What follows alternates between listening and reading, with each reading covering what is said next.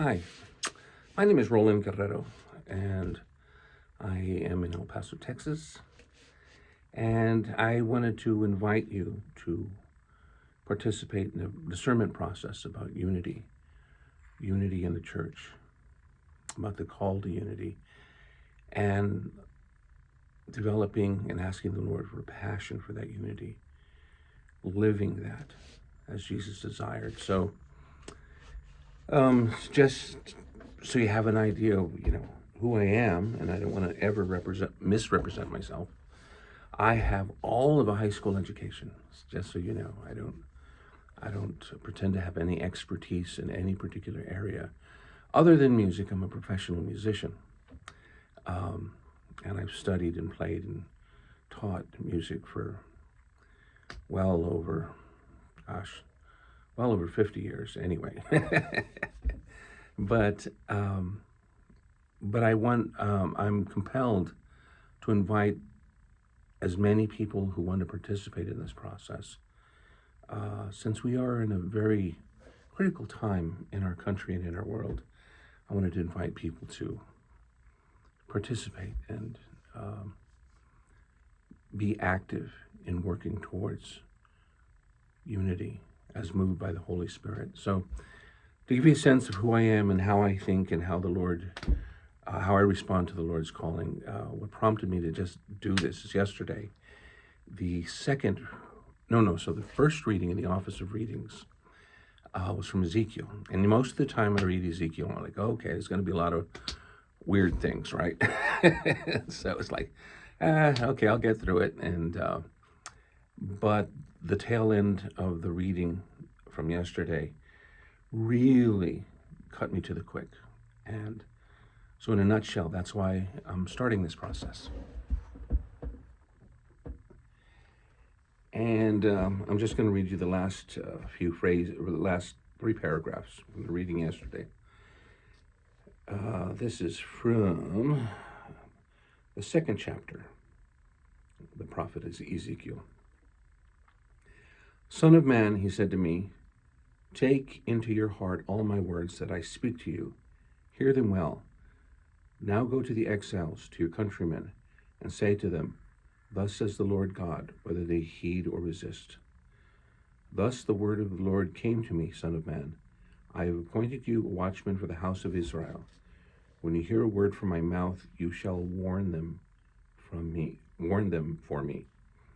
If I say to the wicked man, you shall surely die, and you do not warn him or speak out to dissuade him from his wicked conduct, so that he may live, that wicked man shall die for his sin, but I will hold you responsible for his death.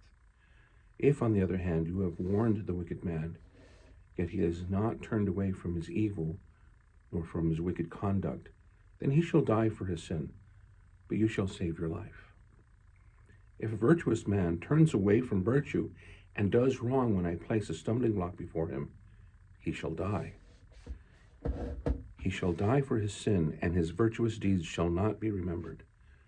But I will hold you responsible for his death if you did not warn him. When, on the other hand, you have warned a virtuous man not to sin, and he has in fact not sinned, he shall surely live because of the warning, and you shall save your own life.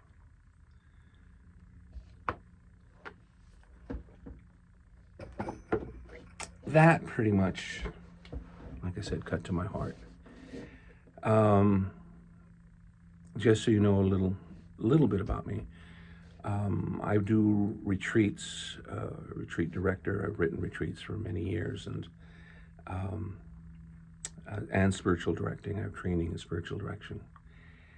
And I'm at 64 years of age, I'm just not your usual person.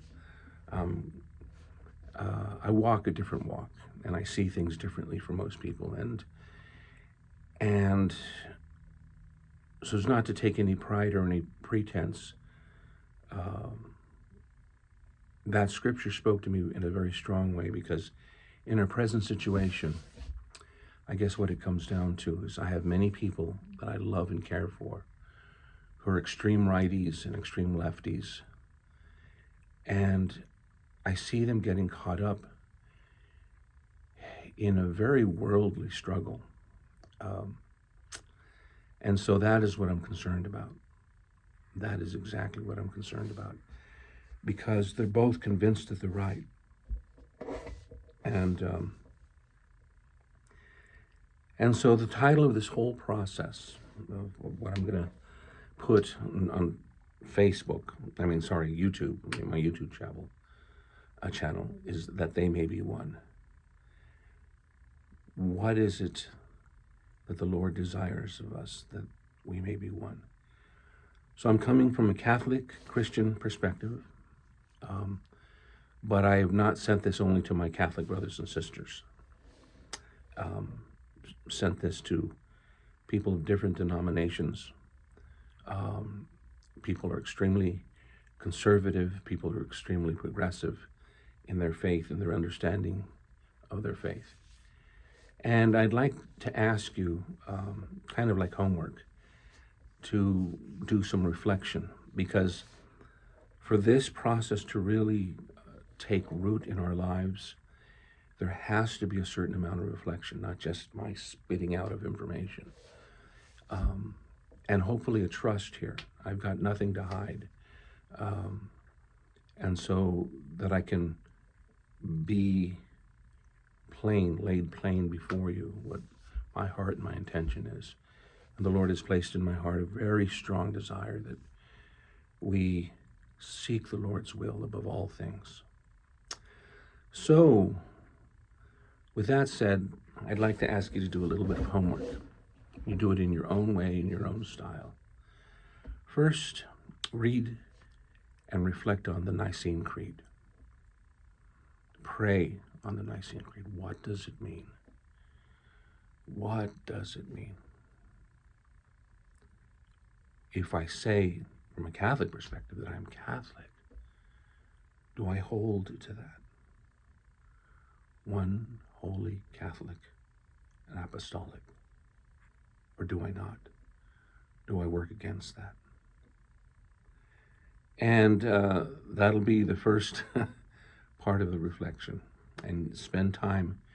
I'm going to try to do these one a day. And so there'll be something for you to reflect on once a day. And I'm trying to cap off at about 10 minutes. The second reflection is to take the 17th chapter of the Gospel of John and pray that. Pray it. And read it in such a way that the Lord is speaking to you. Not that he is reinforcing your beliefs or your side or your perspective. Read it anew. And the way to do that, in this light, in this process, is to, in humility, seek the Lord with a heart that says, Lord, what if I am wrong? What if me and my views and my perspective are serving division? What if my sense of righteousness and passion is not in you, is not in the Father, is not in the will of God? What if my pride and my sense of ideology is what I am serving? So you take that chapter and you pray it. And if you want to do it in an Ignatian way, you put yourself, let the Holy Spirit come upon you and put yourself in the middle of that scripture and observe and read that scripture as if you were there, kind of like a fly on the wall. So that's the first invitation. And the serious self-reflection part is, am I willing to die to myself? Am I willing to die to my politics, my ideology, my cultural preferences and perspective? Lay them in the altar and seek God's will alone. Much of our faith is lived out in dying to ourselves. So that's the invitation for today. Thank you, and God bless you. May the Lord bless us this week. In the name of the Father, and the Son, and the Holy Spirit. Amen.